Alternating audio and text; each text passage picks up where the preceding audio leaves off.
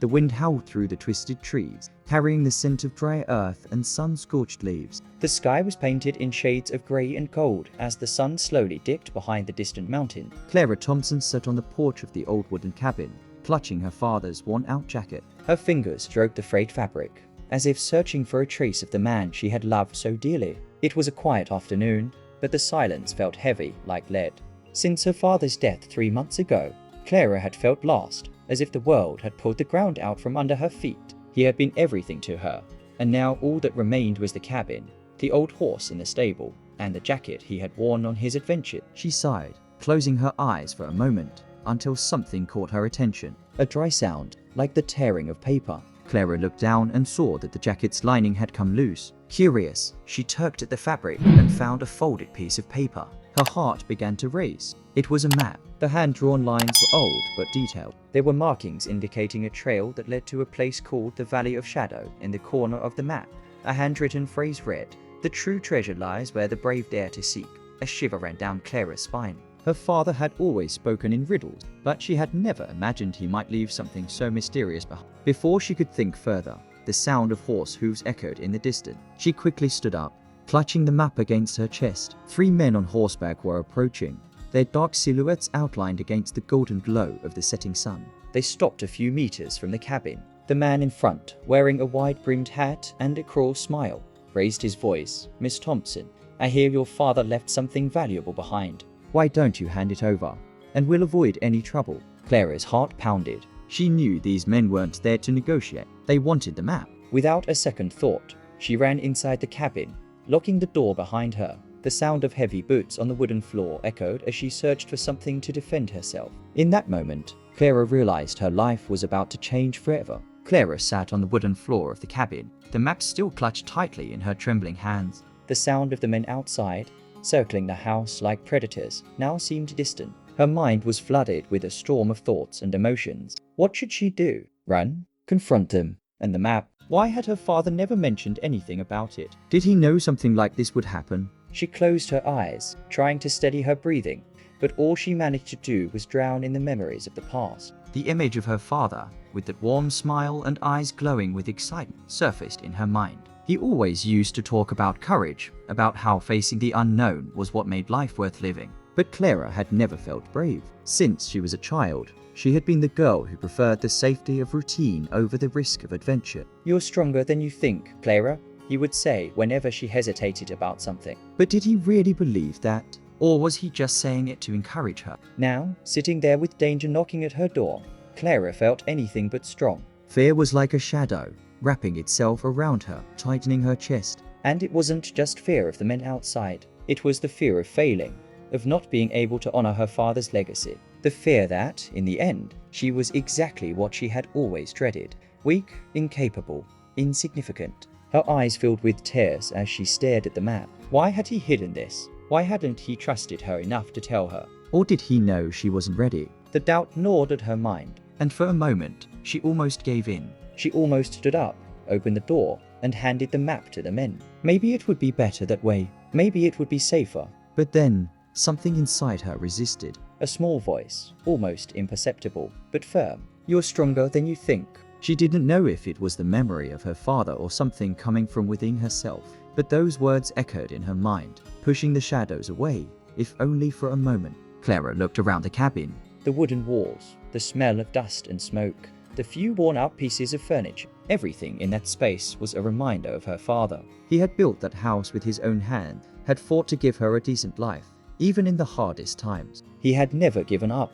And now, she felt that giving up would be a betrayal of everything he had stood for. But the doubt was still there, hovering like a cloud. What if I fail? What if I'm not capable? Clara clenched her fists, feeling the rough texture of the map against her skin. This wasn't just about the map or the treasure. It was about proving to herself that she could be more than she believed, that she could be the woman her father had always seen in her. The sound of heavy footsteps outside brought her back to the present. One of the men banged on the door forcefully, the wood creaking under the impact. "Last chance, Miss Thompson. Open this door, or we're coming in by force," shouted the leader, his voice dripping with menace. Clara's heart raced, but this time it wasn't just fear. It was something more. Determination. She took a deep breath, wiped the tears from her face, and slowly stood up. The map was still in her hands, but now it felt like more than just a piece of paper. It was a symbol of courage, Of hope, of a new journey. She didn't know what would come next, but she knew one thing. She wasn't going to give up. not now. Not after everything her father had sacrificed. Clara looked at the door, took another deep breath, and whispered to herself, "You're stronger than you think." The sun had already set, but the sky still glowed in shades of orange and purple, while the dry desert wind carried the smell of dust and burnt shrubs. The Old West, in the mid-1880s, was a place of extremes. A land of opportunity for some and despair for many. It was a time when men and women lived on the edge of the law, where gold and the promise of riches shaped people's destiny. During that period, the territory was in constant dispute. Railroads were expanding, connecting cities and bringing progress, but also destruction. Indigenous tribes were being driven from their lands, while outlaws, treasure hunters, and mercenaries roamed the plains, seeking fortune at any cost. It was a ruthless world, where survival depended on courage, cunning, and often sheer luck. Clara knew this. She had grown up listening to stories of the Old West told by her father, a man who seemed to have lived 1,000 lives in. He spoke of hidden caves, abandoned mines, and treasures buried by explorers who never returned to claim their riches. But he also warned of the dangers, men who would kill for a nugget of gold, betrayals between friends, and secrets that should remain buried. Now, with the map in her hands, Clara felt she was at the center of one of these stories. But unlike the adventures her father used to tell, this one didn't seem exciting. It seemed deadly. As Clara studied the map in the dim light of a lantern, the details began to reveal themselves. It wasn't just an old piece of paper. It was a puzzle. Small notes in the margins indicated landmark, a horseshoe-shaped mountain, a dry riverbed, and finally, the Valley of Shadow. But what was the Valley of Shadows? And what could be hidden there? Her father had always mentioned the name in a joking tone, as if it were a legend. They said it was a place where explorers disappeared, where gold was cursed. But Clara knew her father didn't believe in superstitions. He believed in facts. And if he had left that map, it was because he believed there was something real there, something important. But Clara wasn't the only one who knew this. The men outside, led by an outlaw named Silas Kane, were after the same treasure. Silas was known throughout the territory as a ruthless bounty hunter, a man who didn't hesitate to kill to get what he wanted. He and his gang had already looted entire towns, leaving a trail of destruction wherever they went. And now they wanted the map. What Clara didn't know was that Silas had more information than she did. He knew that the map wasn't just a guide to riches. It was the key to an ancient secret, something that could change the balance of power in the West. It wasn't just gold. It was something much bigger. The tension increased with each passing minute. Clara knew she couldn't stay in the cabin forever. She needed to find a way out, but the fear of falling into Silas's hands paralyzed her. Outside, the gang was beginning to lose patience. The voices grew louder, the footsteps heavier. They were preparing to break in. Clara looked at the map again, trying to find some clue that might help her. That's when she noticed something she hadn't seen before. A small, almost imperceptible symbol drawn in the lower right corner. It was a circle with a line crossing through it, something she had never seen before. Her mind raced. What did it mean? Was it a mark left by her father, or something he had found during his explorations? As she pondered, a loud sound brought her back to reality. The cabin door was hit with force, making the wood creak. Silas shouted, "Time's up, Miss Thompson." "Open this door, or we'll break it down." Clara felt her heart racing. She needed to act. Grabbing the map and a small bag of supplies, she ran to the back window. The glass was clouded with dust, but she could see the darkness of the desert outside. It was her only chance. Before leaving, Clara took one last look at the interior of the cabin. It was the place where she had grown up, where her father had told all those stories. But now it was just a memory. She took a deep breath, opened the window, and disappeared into the night. The mystery of the map, the Valley of Shadows, and the secret it held were now at the center of Clara's journey. But she wasn't alone. Silas and his gang were on her trail, and the Old West Desert was no place for the weak. Each step Clara took led her deeper into a world of danger, but also closer to discovering the truth about her father and about herself. The desert night was cold and unforgiving. Clara had been walking for hours, guided only by the pale moonlight and the stars above. Her feet ached, her throat burned with thirst, and her mind raced with fears of what lay ahead and what followed behind. She knew Silas and his men wouldn't give up easily. The map was too valuable, the secret it held too powerful. As dawn approached, painting the horizon in hues of pink and gold, Clara spotted a small outcropping of rocks. It wasn't much, but it offered shelter from both the sun and prying eyes. She crawled into a narrow space between two boulders and finally allowed herself to rest. Sleep wouldn't come. Instead, memories flooded her mind. Her father's voice, his laughter, his stories. The way he'd look at her with pride, even when she failed. Failure isn't the end, Clara, he'd say. It's just a step in the journey.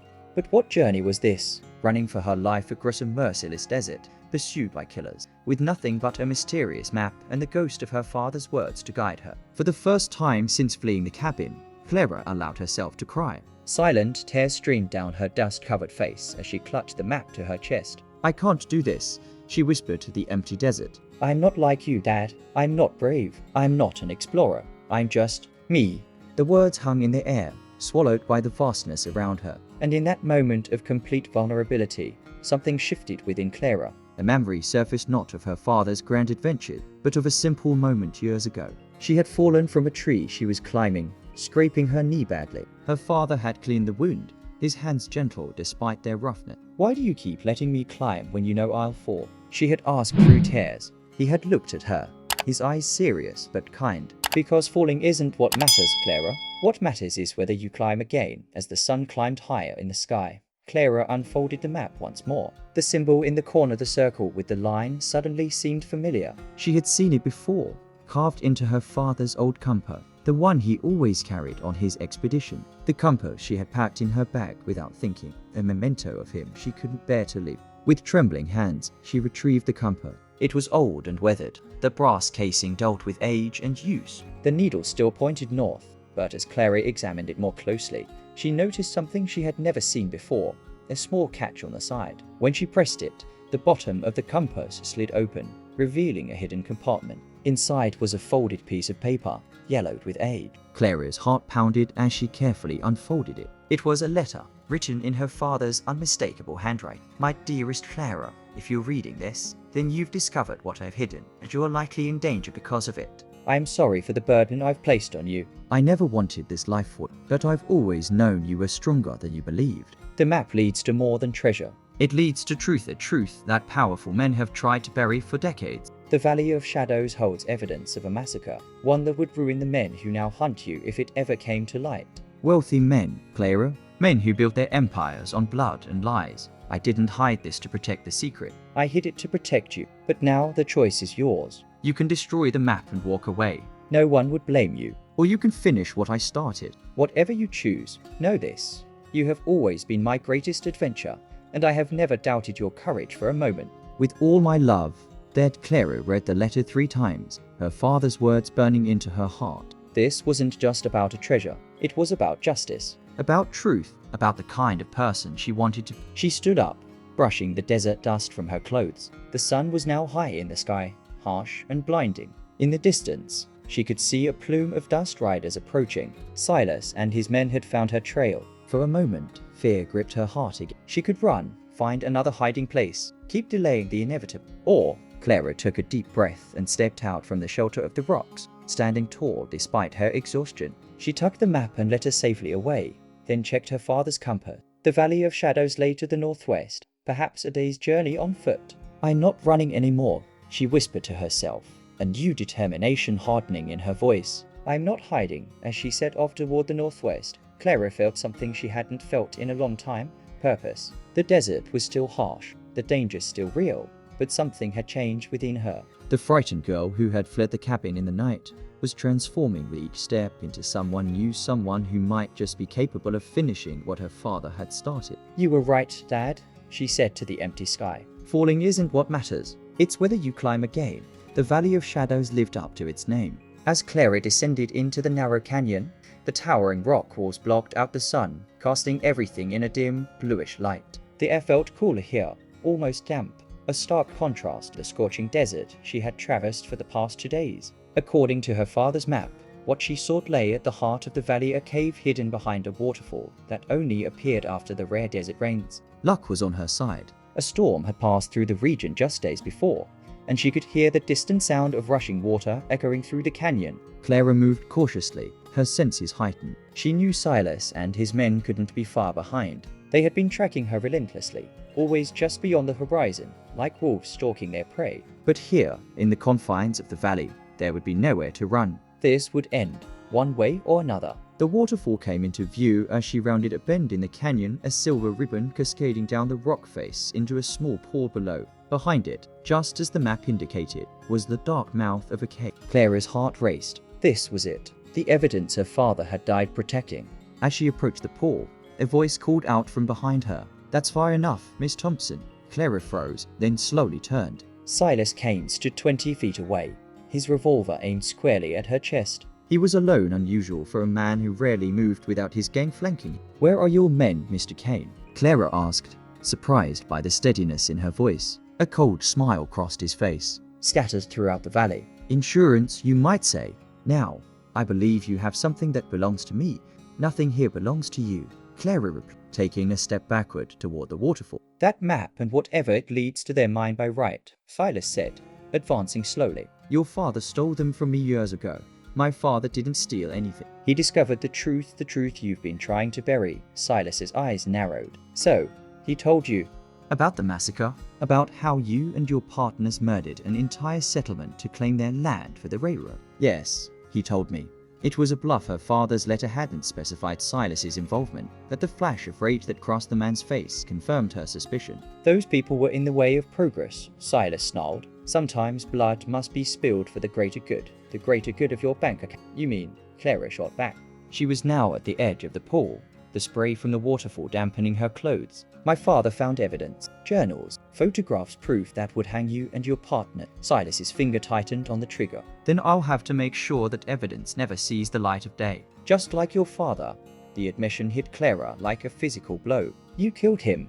He left me no choice." "Just as you're leaving me no choice now." Silas raised his gun higher.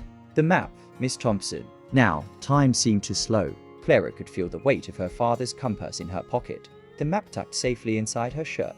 Behind her was the cave, the evidence, the truth. Before her stood the man who had taken everything from her. In that moment, all her fear evaporated, replaced by a clarity she had never experienced before. She remembered her father's words, "You have always been my greatest adventure, and I have never doubted your courage for a moment."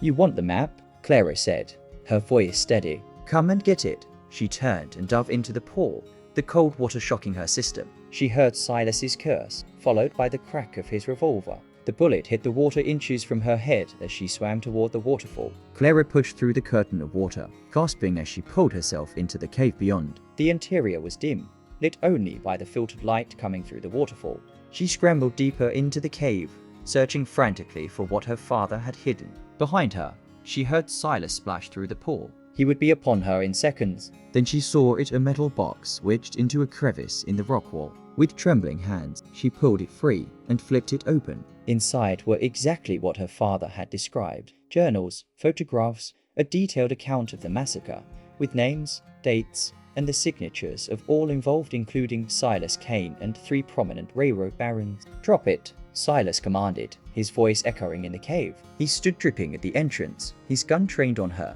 "It's over, Clara."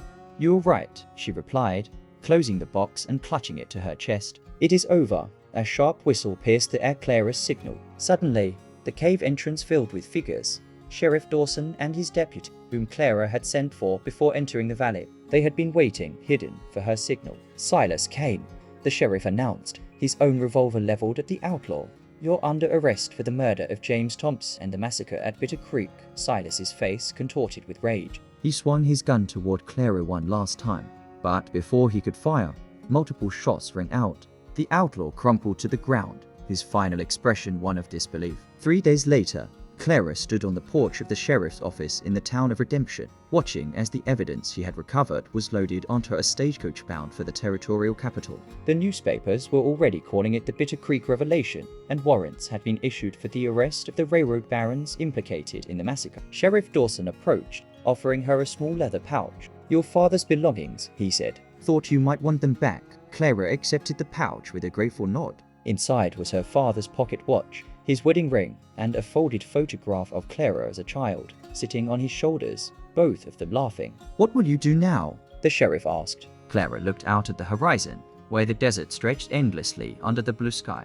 For the first time in her life, She felt no fear when contemplating the unknown. I think I'll explore, she said, a small smile forming on her lips. There's a whole world out there my father wanted me to see. As she stepped off the porch and into the sunlight, Clara felt a sense of peace wash over her. The map that had led her to the Valley of Shadows had also led her to herself, to the courage her father had always seen in her. The journey ahead was uncertain, but Clara Thompson was no longer afraid of the unknown. She was ready to climb again. As the sun sets over the horizon, painting the desert in gold and crimson, we leave Clara Thompson at the beginning of a new journey. From the frightened young woman who fled her cabin in the dead of night to the determined explorer setting forth to discover the world, Clara's transformation reminds us of the extraordinary potential that lies dormant within each of us. Think back to where her journey began: a simple map, a desperate escape, a pursuit across an unforgiving landscape. Remember how she crouched among the desert rocks, tears streaming down her face as she whispered, "I can't do this." In that moment of absolute vulnerability, Clara was no different from any of us when we face our greatest fears.